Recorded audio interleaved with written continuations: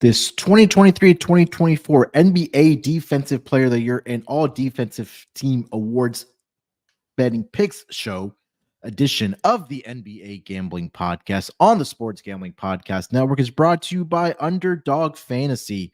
Underdog has just added Pick'em Scorchers where you can win 100x. That's right, turn $5 into $500 in one game. Plus, every Sunday, they're giving away $100,000. Use promo code SGPN at Underdog Fantasy for a 100% deposit bonus of up to $500. Roster brought to you by Game Time. Download the Game Time app, create an account, and use promo code CFBX for $20 off of your first purchase. We're also brought to you by Hall of Fame Bets, the sports betting research platform for parlays, player props, and game lines. Download the Hall of Fame Bets app or visit HOFBets.com and use promo code SGPN to get 50% off your first month and start making smarter bets today. And we're giving away $3,000 in our NFL Second Chance Survivor contest presented by Corey Pinkson and Barking Dog Properties. The contest starts this weekend and it's free to enter. Just go to sportsgamblingpodcast.com/survivor. Welcome, everyone, to the NBA Gambling Podcast, part of the Sports Gambling Podcast Network.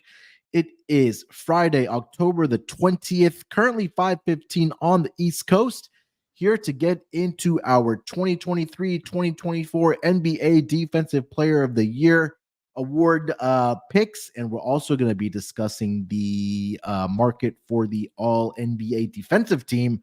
They do have odds for that as well, so we are going to go through that on this episode.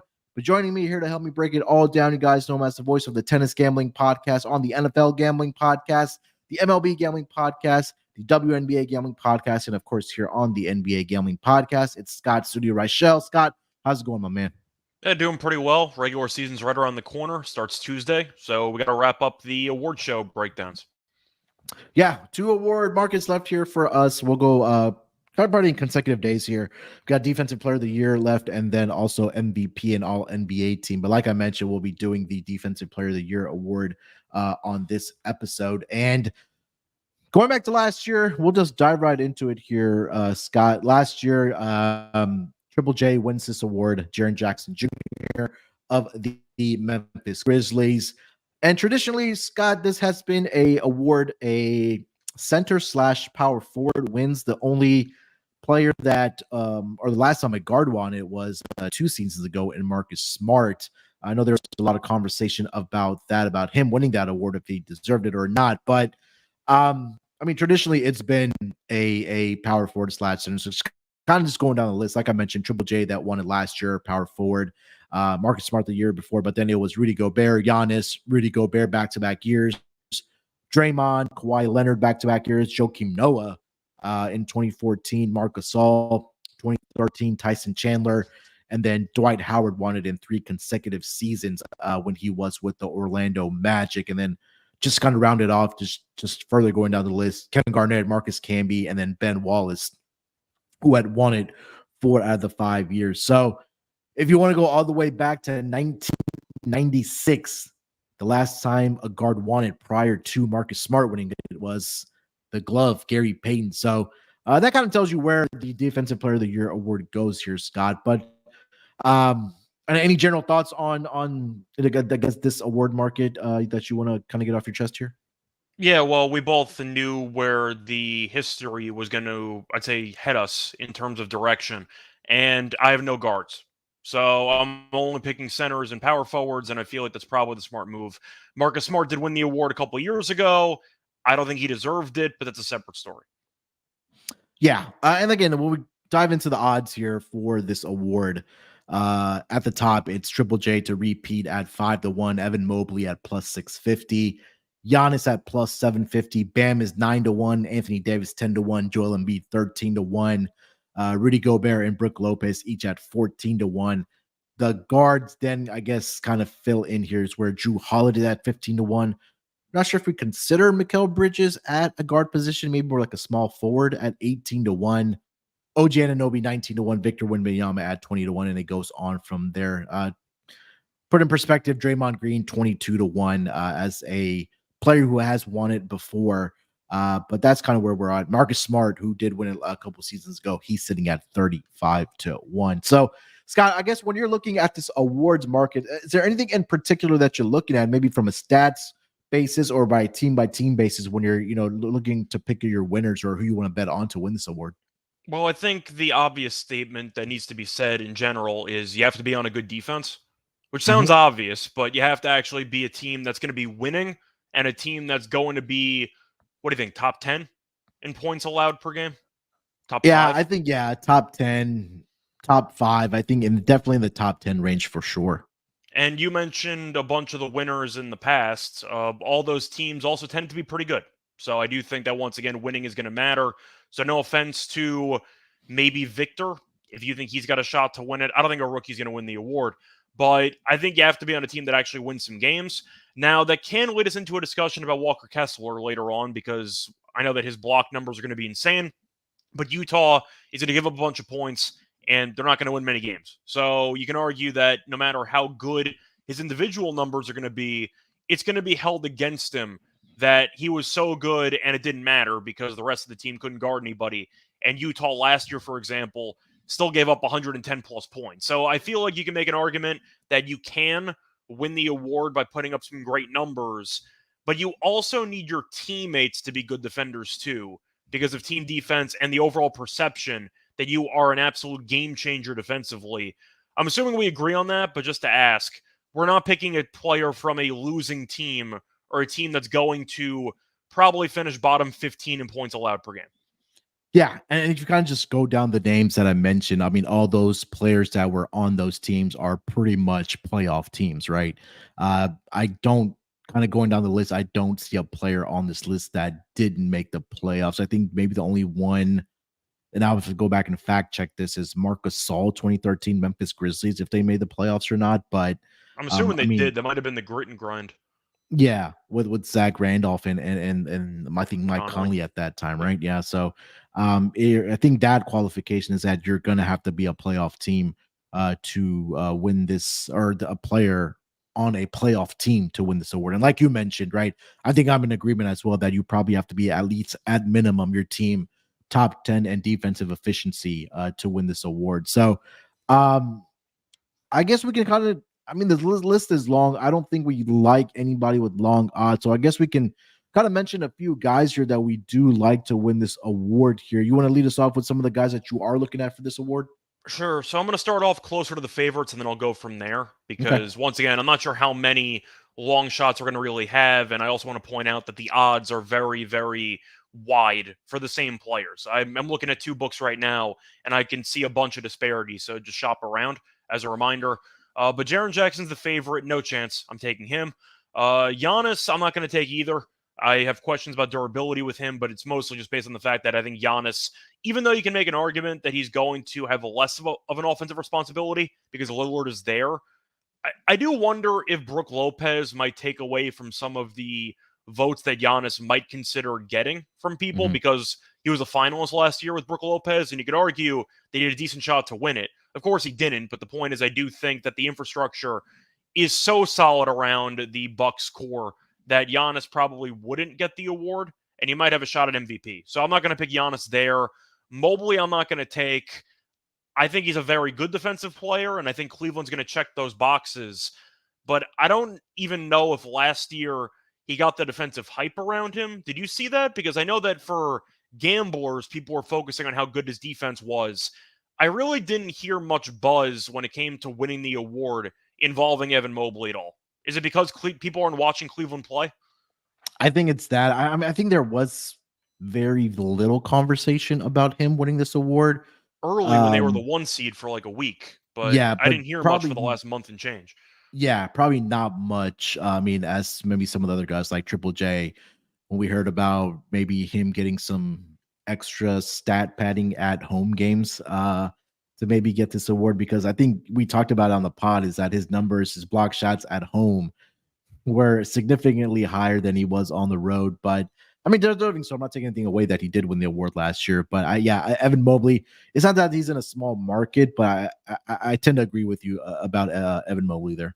Yeah, but I think that if I was looking at who the main favorite I would take or the guy with the shortest odds I would consider, it's kind of between two, and you can make an argument that once again they could be finalists if they stay healthy. I got to take Bam. I think Okay. Bam at 10-1 is definitely worth value because a lot of people were arguing that I don't want to say he's been hosed, but he was one of the people that could have gotten it over Marcus Smart that ended up not getting it. And he's still a very good defensive player. And unlike most of his Heat teammates, Bam does play a decent amount of games. He should end up Mhm. qualifying by reaching that threshold now that you need in order to get an award. So Bam, I'm tempted by. Anthony Davis, I found very fascinating because it's a leap of faith that he's going to play enough games. But I Yeah. think the playoffs showed, and I think we'd all agree, that when healthy, he's the best defensive player in the league. Yeah, I agree. I don't think it's close. I think he's clearly the best defensive player when healthy. And we saw that in the Memphis series against Jaren Jackson, who won the award. It wasn't even close. Like, Anthony Davis is a tier or more above Jaren Jackson in terms of defensive impact if he stays healthy. The question is, do you want to take the leap of faith? I think at the current odds, and just looking at a screen that does have the odds at some of the sports books, I think the highest odds right now you could get 10-1 over on DraftKings. That's the best number right now for Anthony Davis to win it. So I I saw had the 11 to same. 1 offshore.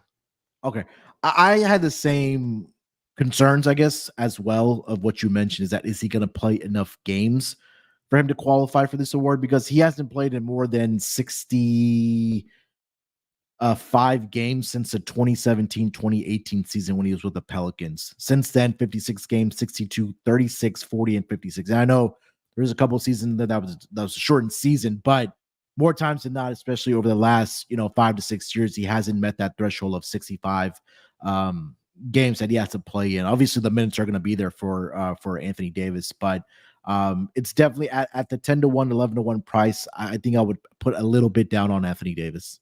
Yeah, but I think that out of that main core, since we talked about the durability concerns with Davis, I know we're low on Miami. I think Mm-hmm. Miami's got a shot to miss the playoffs, and Mm-hmm. that's going to sound insane because they made the finals, but I hated their offseason. I thought Yeah. they were one of the bigger losers of the entire offseason. Not just because they didn't get Dame, but because they put so much focus on getting Dame. They didn't do anything besides drafting Jaquez and just hoping that the rest would fall into place and relying on Jovic or some of the younger guys to thrive in Heat culture. I know that Hayden Highsmith's out indefinitely already, and the season hasn't even started yet, and he was a nice glue guy for bits and pieces there when a lot of other starters were out for the course of the season. Thoughts on Bam? Because I think that Bam has something working for him, which is him usually meeting this threshold, and he does have a robbery case. I don't know if people find it legitimate or not, but I would have voted for Bam over Marcus Smart a couple years ago to win Defensive Player. Yeah. So number one, I don't think durability is a concern from Bam. I know last year he played in 75 games, the 2021-22 season. He did miss 26 games there, 56. He played in 64. Okay, he was one shy, but then 72, 82, and then 69 games he played in to start his career. You take a look at the numbers. I mean, they've steadily improved as far as the defensive numbers, right? We look at maybe I don't know if they consider defensive rebounding a part of this award as well, but he's averaging right around a hair over 7 defensive rebounds per game. And then we talk about steals. He's averaging one for his career, but over his last 4 seasons, around 1.2, 1.5, 1.4. And then the blocks is, I think that is a stat I feel like that voters will look at because he hasn't averaged his career average is 0.9. I think when we talk about guys like Jaren Jackson, Junior last year, who averaged 3 blocks per game, I think that's something that stands off the page. But I think that for Bam, he would have to average 2 blocks per game, 1.5, 2 blocks per game for him to be considered for this award. And I was looking at his stats. I think that was what kind of kept me off of betting Bam to win this award. But again, if you're finding that 10-1 or 11-1, I think it's definitely worth the sprinkle, especially after, feeling that he got fleeced for this award. Maybe not last season, but the season prior, like you mentioned, when Marcus Smart did win the award. So I think maybe he does come in with a chip on his shoulder this season, but I think it also has to show up from in the stat box as well. Since the odds are pretty similar, I would prefer Bam over AD because you feel significantly more confident about Bam reaching that threshold compared to AD. If AD was playing 70 games guaranteed, I'd bet this number in a heartbeat. But the question is he going to? I don't know, because he hits the floor 5 times a game and he looks like he can't get up half the time. So I can't do that. But if AD does stay healthy, he's got a great chance to win the award because the Lakers have a shot at the 1 or the 2 seed. But I think if I had to choose between the two, I'd probably pick Bam because there's a less durability concern compared to AD. I agree. I think for AD, I had a question for you then. If they do end up as the number 1 or number 2 seed in the West, do you think he's more likely to win MVP or Defensive Player of the Year? Defensive player, because people still give LeBron a lot of credit in general for MVP. Okay, fair enough.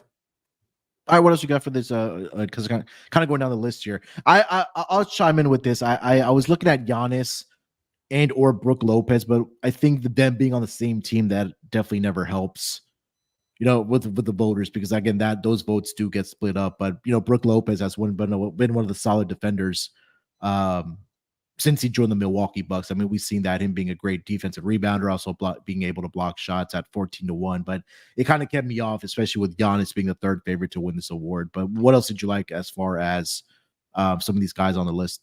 Well, I think that's one of the things that actually annoyed me about the Marcus Smart winning was because of the fact that I thought Robert Williams was clearly the better defensive player that season, and they just gave it to Smart anyway. So you can make an argument that even though you have elite defenders around you, you still need to, once again, be an elite defensive team. So it's going to be a matter of push and pull, where on one hand, you could argue, well, they have a couple of candidates who could take votes away.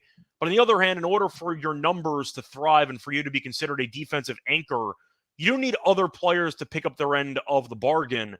The only exception was basically Gobert, who was carrying the entire Utah defense for about 4 years, and the rest of their core wasn't very good defensively. So that's kind of an exception, but for the most part, I do think even though it can be a crutch to have other potential candidates with you on the same roster, it does help in a way because you do need to finish with an elite defensive rating. I think that you can make up that same conversation for Mikal Bridges and Nick Claxton as well, right? Because and Ben Simmons in theory. Yeah, and Ben Simmons as well, because we have 3 guys there that are definitely great defensive players. Because right now we see Mikal Bridges at 18-1, and then right behind him is Nick Claxton at 20-1. If you're kind of going down further down the list, Ben Simmons. That was another for Bridges, by the way. He was also in the running when Marcus Smart won, but yeah, I'm not picking any guards or forward or like small forwards. I'm only going centers here. Yeah, 45-1, just to put in context for Ben Simmons. Scott, all right, before we continue here and get into some more odds here for the NBA Defensive Player of the Year, let me tell everyone about the SGPN Second Chance Survivor Contest and the NFL Gambling Podcast Review Contest. Already been knocked out of your survivor pool? Well, don't worry. We at SGPN got you covered with the SGPN Second Chance Survivor Contest presented by Corey Pinkston and Barking Dog Properties. There's $3,000 up for grabs. Winner takes all starts this weekend. So sign up now, sportsgamblingpodcast.com/survivor. That's sportsgamblingpodcast.com/survivor. And also the NFL Gambling Podcast, guys, we are running a review contest. Leave an Apple Podcast review with your favorite touchdown prop bet related bet for this weekend. The biggest winner with the highest odds gets a $50 SGPN gift card. But make sure to include the odds and also your YouTube username in the review, so we can contact you when you do win this contest. Also, we're also brought to you by Underdog Fantasy. Underdog Fantasy has a way to play alongside your favorite football team all season long. Underdog has just introduced Scorchers. Go 5 for 5 and pick 'em Scorchers. Enjoy a spicy 100x payout. And for a limited time, Underdog is extending the first-time deposit bonus of up to $500. $100,000 Sundays continues on Underdog Fantasy. 10 lucky players will win $10,000 each. So watch along, make your picks, and maybe make a little cash over on Underdog's mobile app or website, underdogfantasy.com. And when you sign up with promo code SGPN, Underdog will double your first deposit of up to $500. That's Underdog Fantasy using promo code SGPN. All right, Scott, kind of going further down the list here. This is kind of where we get into some of the big men here. So, like I mentioned, Nick Claxton, 20-1, Chet at 20-1. And then you also mentioned at the top of the show, Walker Kessler, and then Jared Allen is in there as well, around 28-1. Any of those guys interest you for this award? Well, I do want to ask you, since I kind of dismissed Walker Kessler in the first minute or so of the show, because I said the team has to be good and they have to actually be winning and make the playoffs. I'm assuming you agree that Kessler's going to put up some crazy numbers, but he's not going to get real consideration. Yeah, I mean, I think this is a guy that can average 3-4 blocks a game, right? And I think we saw that last season when he was getting a lot of playing time. He finished the season averaging 2.3 blocks per game. I mean, there's games in there we had like 7 blocks to end the season. There was a game where he had, like I mentioned, 7 against the Phoenix Suns. He had a game in there where he got 5 against the Sacramento Kings. Also, the OKC Thunder in there as well. But I mean, you nailed it when you talked about it at the top of the show, is that for a player to be considered in this award, your team has to be at minimum top 10 in defensive efficiency and also a playoff team. I just don't think that's going to be coming into fruition for this Utah Jazz team. In the West, I don't say it's impossible, but it's very unlikely. Yeah. I mean, he would have to put up godly numbers for him to win this award. Yeah, but I do see that UCapper in the comments section said that Mobley finished third last year. So he was a finalist, but I think most people didn't exactly give him much consideration over Jaren Jackson. I think most people thought Jackson was going to win. It just seemed like Jackson had all the blocks, and it seemed like he was going to get there because Memphis was a solid team as well. I do think that looking at the centers in this category, though, I am tempted by Claxton. So I am going to take a flyer on him. Now, as a Nets fan, this team might not be good enough to make the playoffs. So that's going to be the problem. But this team should easily be a top 10 defensive team in the league. When you throw in Mikal Bridges and Claxton and, for now, what looks like a healthy Ben Simmons. I don't know how long it's going to last. I don't know if he's going to be fully engaged the entire season. But for now, you put those 3 guys in a starting lineup, you're a top 5 defensive team. You can't score, but you'll be top 5 defensively, and maybe the Nets can sneak into a play-in spot and go from there. But Claxton at around 25-1, I found 25-1. I think that's pretty tempting. He's a guy who should average more than 2 blocks per game. He's gotten better offensively over the past couple of years. He's still not a great offensive player, but the coaching staffs are more content with leaving him on the floor because he's not as big of a liability offensively as he used to be. So I expect a lot of overall minutes for Claxton. They don't have much depth at the center position. So Claxton's going to be the main guy. And even though I think Bridges is the better all-around defensive player, since you have a center-driven award, these odds should be flipped. There's no way Bridges should have lower odds than Claxton, since the award has favored big men in the last 20, 30 years. So I think the odds are off on Claxton. I think Claxton should be closer to around 16-1, give or take, but 25-1 seems like there is some meat on the bone there. I'm going to go with him. And I am actually going to segue into another guy who I kind of just name slipped there because I was going to say I'm a former Net guy. I like Jared Allen.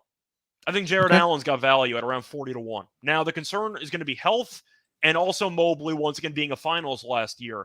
But Cleveland should be a top 5 defensive team again, as we saw last year.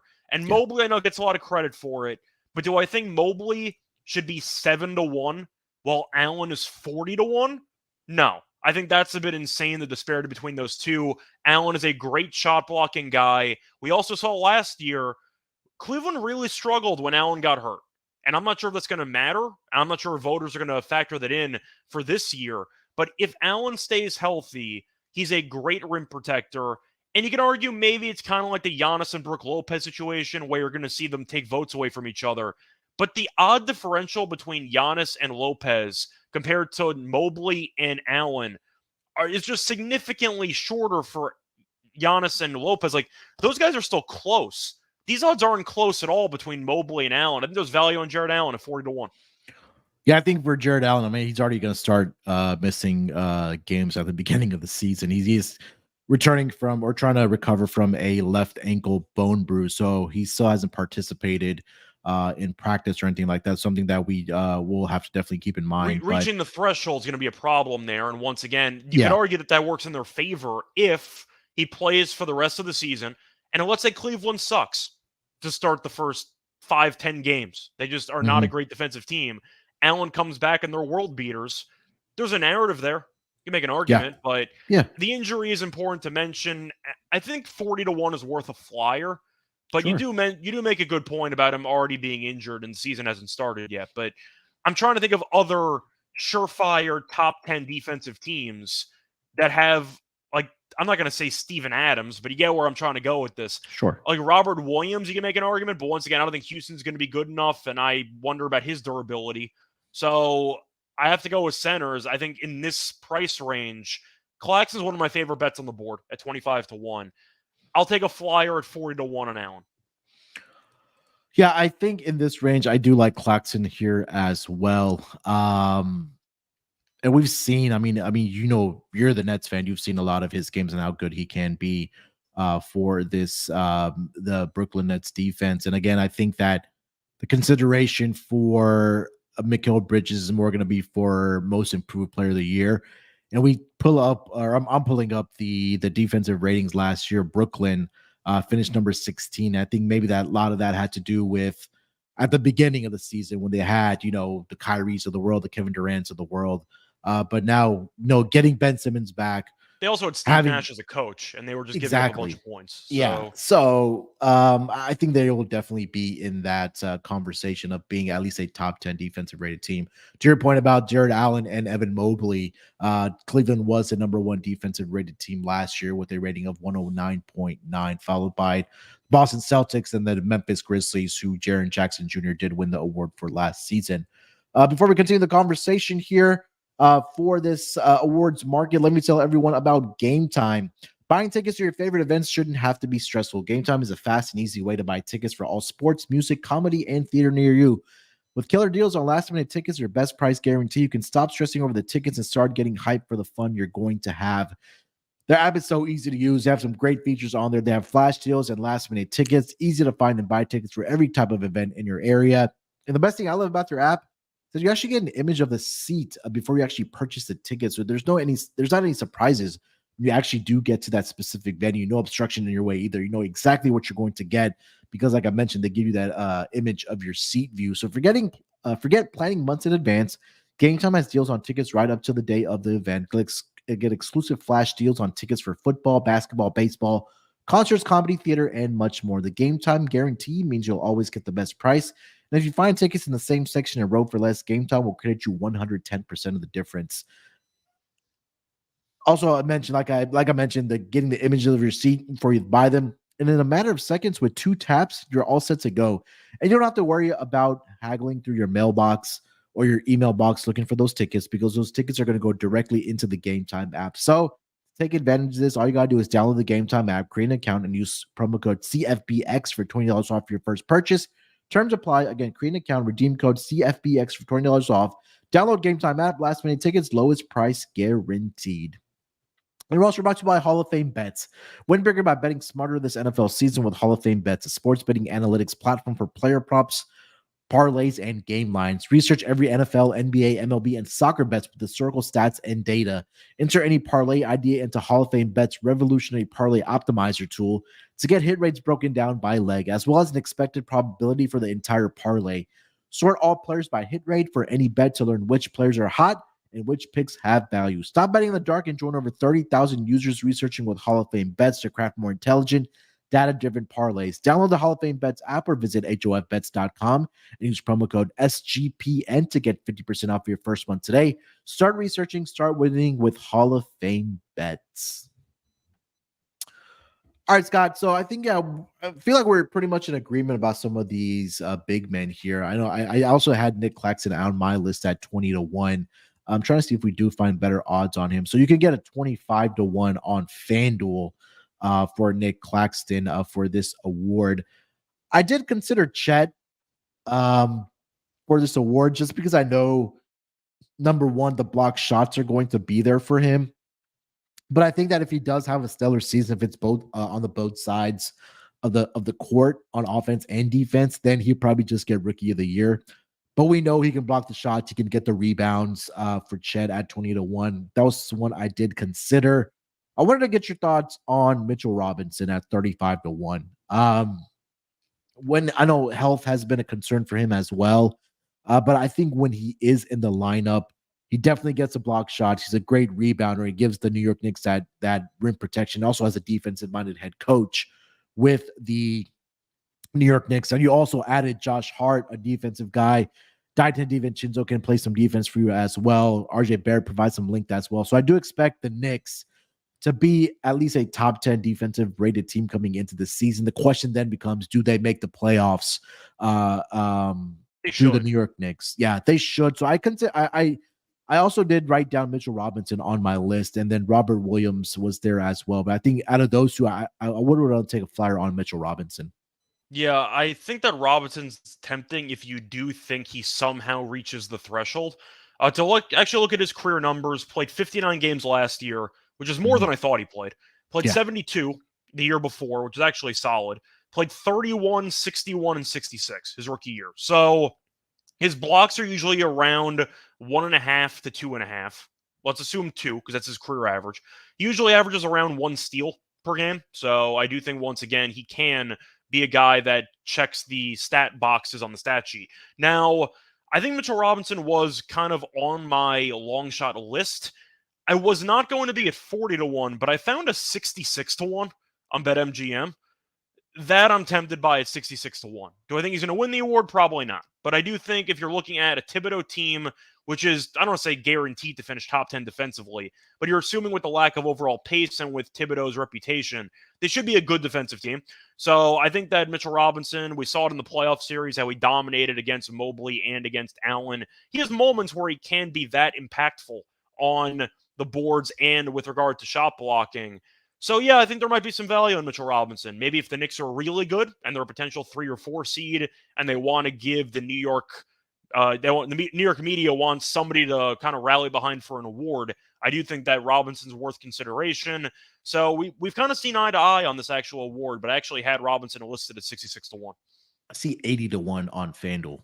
That's kind of crazy. That I would take. I mean, you said 40-1 when we started, and there's another book that has 80-1. So a reminder to shop around, but 80-1, hell, I'll take that. Yeah, it's a great deal.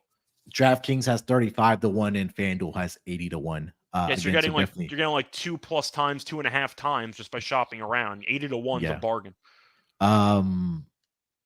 You mentioned Claxton. You could get 25-1 on him at FanDuel as well. So like we mentioned, again, definitely shop around to get the best odds on, because that's a huge discrepancy from 35-1 to 80-1 for a guy like Mitchell Robinson. Anybody else that intrigued you? Yeah, go ahead. I was going to say, before we wrap it up, nobody else really intrigued me that much. I thought about maybe like a Jaden McDaniels type, like maybe if I wanted to, but not much that I can go to the window with. I was going to ask you, though, we kind of glossed over a couple of former winners at decent prices that I wanted to ask you about. Draymond's around 20-1, and Gobert's around like 16 or 18-1. We glossed over them, maybe intentionally, but I wanted to at least bring them up because they have won this award before. Any interest in either of them? I think for me, Rudy Gobert, definitely, because I don't think there's voter fatigue when it comes to this award, right? Because we saw Dwight Howard win it 3 years in a row. We saw Ben Wallace win it 4 out of 5 years. So I don't think there's a voter fatigue when it comes to Gobert won 3 out of 4 from 2018 to 2021. Yeah, so I think there's definitely a possibility there where he can, win this award again. And we talk about that Minnesota team, right? I think defensively they're going to be a lot better as well, for this upcoming season. And again, for Rudy Gobert, we know that he's not going to be involved offensively. His job out there, like it was in Utah, go block shots, protect the rim, and rebound the basketball. And I think for his odds right now, you could get it anywhere from 20-1. Anywhere from 10-1 to 20-1 is what I'm seeing on the screen right now. And again, FanDuel has him at 20-1 to win this award. Let me see. Let me just double check. Rudy Gobert 20-1 currently over on FanDuel. So I think from those two, I would put money down on Rudy Gobert between him and Draymond Green as far as former award winners. Just ask, what is keeping you from also including Draymond? Um, I don't think anything really is keeping me from it. I think maybe availability, but Draymond Green has been pretty.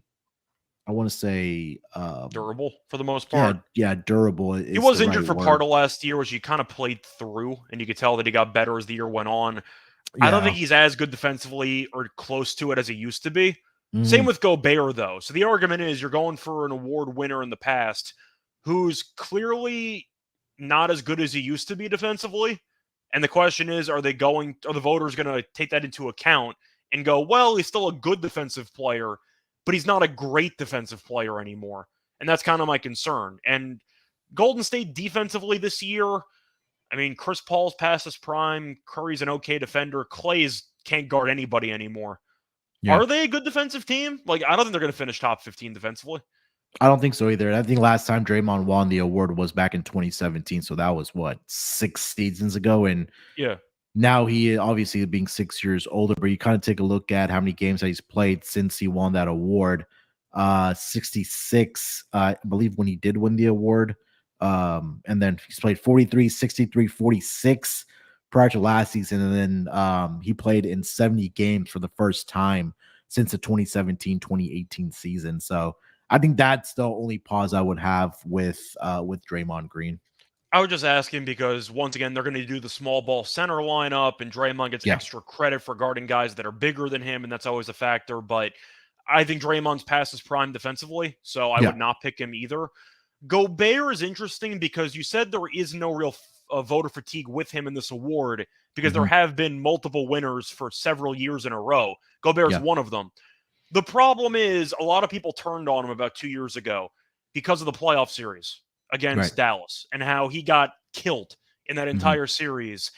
It's not really voter fatigue, but I do wonder if voters are just going to look at him and go, we know you're going to get killed in the playoffs. Once again, I'm not blaming Gobert for that whole series against Dallas because the supporting cast, particularly the guards with Donovan Mitchell and with Bogdanovich and post prime Mike Conley, they weren't guarding anybody that entire series. Gobert was hung out to dry, but there was a certain, I'd say, a certain reputation building around Gobert that he's an advanced stats defensive wizard, but in practicality, he's a bit overrated because he gets torched in the playoffs all the time. I don't agree with that narrative, but that narrative was around, and I do wonder if that's going to be an issue once again and why voters might not vote for him again because of all the past playoff disappointments where he was kind of played off the floor in a way against Mhm. Dallas and against all these other teams that Utah ended up losing to. The Clippers in that one series where Terrence Mann had like a 40-point game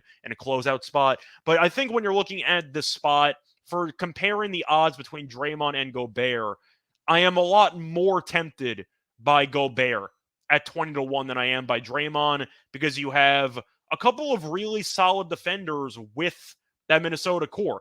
Conley's not as good as he used to be, but he's still a pretty good Yeah. defensive guard. Edwards has upside. I think people overrate him defensively, but he has moments where he can show you flashes. I think Anderson is an underrated defensive player. McDaniels is solid if he's not going to punch a wall. He's a very good defensive player. They have a lot of potential talent defensively, which could put Minnesota as a top 10 defensive team. Gobert, I think, is not near the player that he used to be. But at 20-1, I think there is some value there. So maybe a light bet there, but nothing heavy because I do wonder if the voters are just going to be tired of him and they're going to try to go elsewhere. Yeah, I definitely agree with everything that you just mentioned there. I think that for Draymond, it's just that again, he's older. I think durability is a concern for me with Draymond. But I think for also for Golden State, like it's you want to have your guys healthy going into the playoffs. I mean, there's no question they are going to be a playoff team, and are they going to be a top 10 rated defense? I'm not sure. When it Well, comes they at least couldn't play on the as road from my last team year. perspective. I don't know if that was Yeah. fluky or not, but they just handed out 120 points in virtually every road game. And you're looking at Yeah. the age of the actual core. You just said a second ago it's older. Wiggins is a good Mhm. defender. Clay is not. I will die on that hill. Clay at this point can't guard anybody. Curry's a better defender than people think, but he's still not a great defender by any means. I don't think defensively, and Kuminga has not gotten much run time because he can't guard anybody, and Kerr kind of hates him for it. So we'll see what happens. But Golden State this year, I'd be shocked if they were a top 10 defensive team. Yeah. Let's get over to all NBA first team selections here. And I think this market maybe is a little more intriguing when we talk about guards that could be involved or potentially guys that can make the all NBA first team here. So I think they go all the way to what, second? I know they have a second team for sure. I'm not sure if they have a third team for all defensive NBA, but so last season, just for reference, the All NBA first team was Jaren Jackson Jr., followed by Brook Lopez, Alex Caruso, Drew Holiday, and Evan Mobley. And then second team last year was Bam Adebayo, OG Anunoby, Dylan Brooks, Draymond Green, and Derek White for those respective teams. But so there's two guys that are the chalk. Evan Mobley minus 180, and then Jaren Jackson Jr. minus 170 to be all defensive first team players. And then you get into some of the plus odds.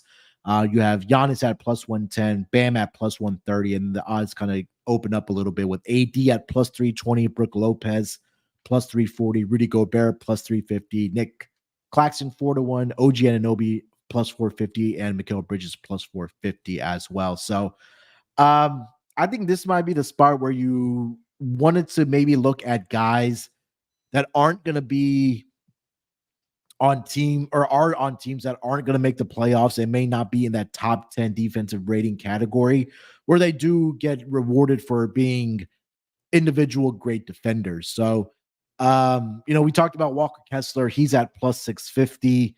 Mikal Bridges plus 450, Nick Claxton 4-1. Anything that excites you as far as this list?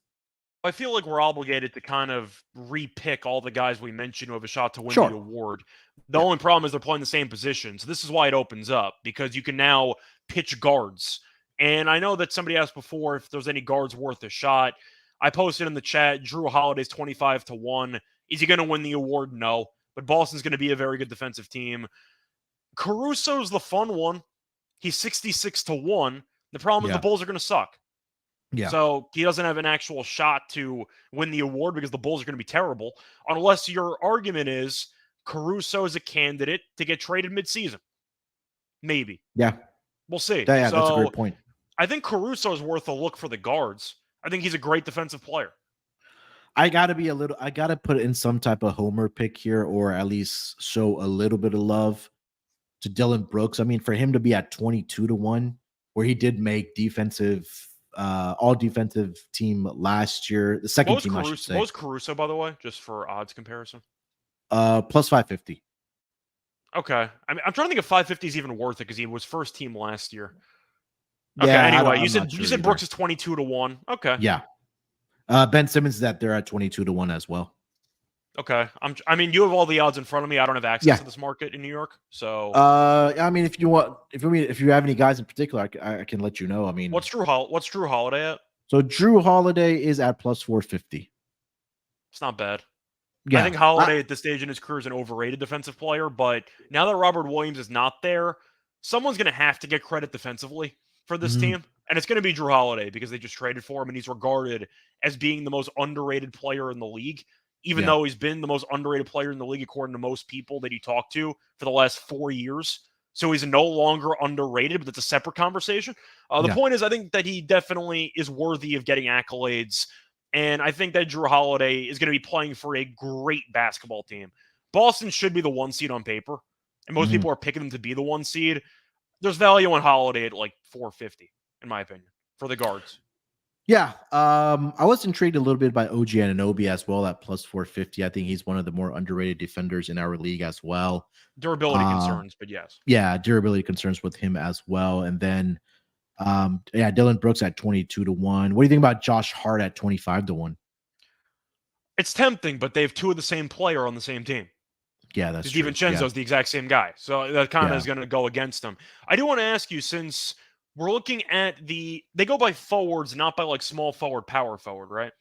Yeah, it's probably like they just combined like the center and the forward position. I mean, traditionally we see like a center be at that, like, I guess have a center and then it's pretty much like power forward, and then it's just a plethora of guards there. It's not like point guard, shooting Yeah. guard specific. I was asking because I was wondering if you had odds on Herb Jones.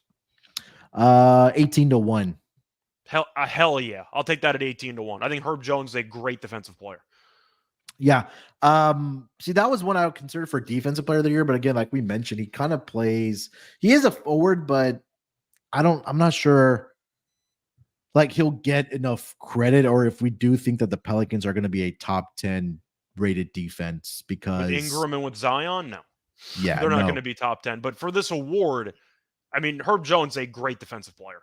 Yeah, I wish Jose Alvarado was a starter, because just for kicks, I would put like some type of pizza money down on him, because he's absolute pest. So I just want to ask though, comparing odds, what is Mikal Bridges' odds for first team compared to Herb Jones? So Mikal Bridges is plus. Oh, that's wrong. That's all NBA, all defense. Okay, Mikal Bridges plus 450. Okay, and you said okay. So I think Herb Jones is closer in terms of defensive impact to Mikal Bridges than the odds suggest. Yeah, Herb is 18-1. 18-1 is nuts. Herb Jones is, in my opinion, easily a top 15 defensive player in the league. Close to top 10. It's gonna be kind of slanted more towards centers, but still, Herb Jones is a great defensive player. And I'm trying to think of anybody else I'm tempted by. What's Marcus Smart at for kicks? I just saw his name. Where did he go? Marcus Smart plus 750. Okay. Once again, I think Marcus Smart's an overrated defensive player, but 750 is pretty tempting for a guy that has the reputation of being this incredible defensive guard. Yeah, Jared Allen is plus 950 if that intrigues you. But again, he's competing with a lot of he's missing power the start of the year forwards too, and centers. So Yeah. I'm gonna have to scratch that off. Yeah. But okay. You have any other names? Because you have the odds in front of you, but I wanted to mention Herb Jones at 18-1. I think that's a great price. Yeah, I mean, those were the ones. I think the furthest I went down was Dylan Brooks at 22-1 and Ben Simmons at 22-1. I mean, after that, there was nothing that really intrigued me. If you want to take a flyer on a guy like Lou Dort, I think he's a great on-ball defender. What's his odds? 25-1. Okay.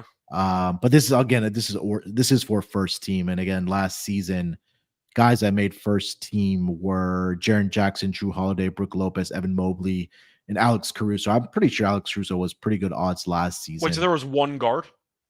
Yeah. So no, two. Drew Holiday. Drew Holiday. Okay, so Holiday was there last year. Yeah. Caruso and Holiday were the two guards.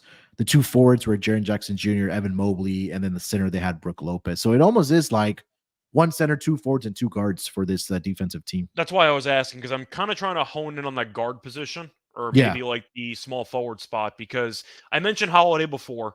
He made it last year. It's a bargain. Whatever the price is for Holiday, I think you said 450. He made it last year. Boston's going to be a great team. Like, that's definitely worth it. And he's also replacing Marcus Smart. So if they are able to hold serve defensively compared to last year, and they lost Robert Williams, they're going to give Drew Holiday a bunch of the credit. I'm not sure if he deserves it, but they're going to give it to him anyway. So I like Holiday there for that price as my safe plus money play. And then, once again, my long shot's going to be Herb Jones, but I think that's a great price. What are the odds on DeJounte Murray? 25-1. He was a second-team guy a couple years ago. And also, I think we also have to consider is that Derek White also made second All-NBA defensive team last year. He's at 12-1, but now being on the same team, I'm not sure if that affects it or not. Maybe picking two guys from the same team. But this is, again, we're talking about first team NBA. But do you think voters would more likely vote for Drew Holiday first team or Derek White? Because I think it's easily Drew Holiday based on reputation. Yeah, exactly. 100% Drew Holiday. Do you want to make a Walker Kessler pitch? I really like Walker Kessler, man. Yeah, his blocks are going to be crazy. Yeah, but I think what the issue is with him is that he's competing with centers that are in front of him on this list. It's Joel Embiid, it's Nick Claxton, it's Rudy Gobert, Anthony Davis, and Brook Lopez, and bam. So that's seven guys right there. Mm-hmm. And at those odds, I feel like it should be, with those guys in front of him, his odds should be more than 10-1. Yeah, for all NBA first team defense. So yeah, anything further down the list, it didn't really intrigue me. I think the first I would go is probably Lou Dort at 25-1. Yeah, that was pretty much it. Anybody else you would consider? I'm just trying to think of guards. That's really what I'm trying to think of. Like, So who I'll rattle off could? a couple here that are guards down the list. So Campaign at 25-1, where she's not even going to be a starter. No, it's a waste. Paul George 30-1. He's not going to be healthy. No, Shaden Sharp 35-1. I don't even know if he can guard anybody. I just know he's a very good dunker. Kelly Oubre 35-1. That's interesting. Not Emmanuel, because I want to take it. I think Oubre is once again he should be like 80-1. Like, that's just a terrible price. Emmanuel quickly 50-1. He doesn't guard anybody. THT No. 50-1. What about They're Kevin just Durant? throwing names out 50-1. at this point. Durant 50-1. No, I don't think so. And then last, I think Durant's going to be an other award consideration. I'm trying to think if there's anybody else. The last name that's on the list that stops at 60-1 is Dennis Schroeder. I'm trying to think. Like, is Trey Jones a good defensive player? I'm really digging at the bottom of the barrel here. Like, I'm trying to think. I don't even see him on this list here. It stops at 60-1 with Dennis Schroeder. I don't even see a Titus Jones on here. But yeah, definitely an interesting market. Maybe they'll expand this more. Maybe not this year, but I think this was the first time I've actually noticed it. Maybe it's been there, but I don't know. Maybe they expanded a little more in the following seasons. But anything else? Not really. I think we kind of covered all the bases. I was trying to once again try to find a last second long shot I could be tempted into, and I'm trying to think of all the very solid guard defenders in the league on the top of my head, and I feel like I mentioned most of them. At least ones that would get serious first team consideration. Yeah. I wish that list was a little longer because it stopped at 60-1, but I mean, it's pretty much has all the guys that are on the Defensive Player of the Year awards. It's just a lot of guys are at odds that are shorter than 10-1 that are. And you mentioned bench players like Pat Bev's coming off the bench now in Philly. Yeah, there's not many options that I'm really considering here.